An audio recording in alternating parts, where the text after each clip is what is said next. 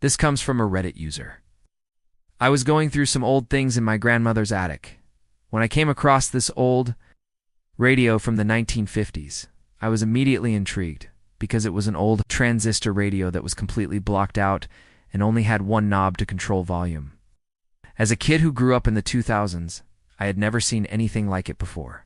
And as I turned the knob, it started making this really faint crying noise. At first, I thought it was coming from the actual radio speaker. But as I continued to turn the knob, the crying became louder and the speaker was rattling. I turned the knob all the way and the sound was deafening. It sounded like a woman in distress. And then I realized it wasn't coming from the radio at all. It was coming from the little earpiece that came with the radio. I took it out of my ear and the crying noise stopped. I looked at the earpiece, and there was this really tiny button on the side. I pressed it, and the crying started again. I took the radio home with me and put it on my desk. Every time I would press the button, it would make the same crying noise. It sounded like the person was speaking Spanish, and I couldn't understand what they were saying. Oh. I tried recording it, but it didn't pick up anything because it was too faint. My friend told me it probably didn't have anything to do with the radio, and that it was probably just some kind of weird coincidence that the crying noise came from the same earpiece as the radio.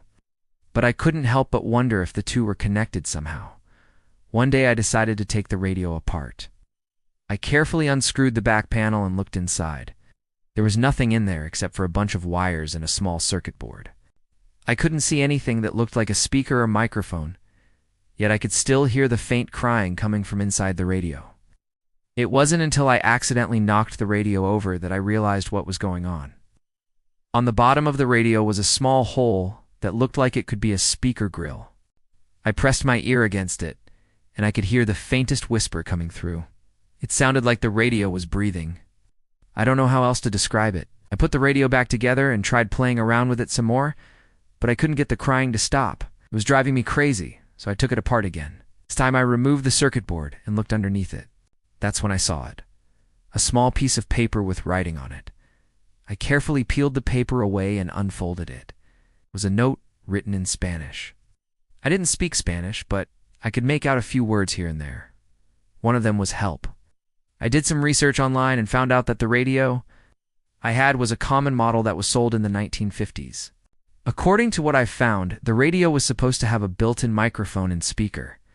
Maybe the previous owner had taken it out to use it for something else. Or maybe the crying was actually coming from a person trapped inside the radio. I don't know what to believe, but one thing's for sure. That radio is cursed. I threw it out in the trash where it belongs. I don't ever want to hear that crying again.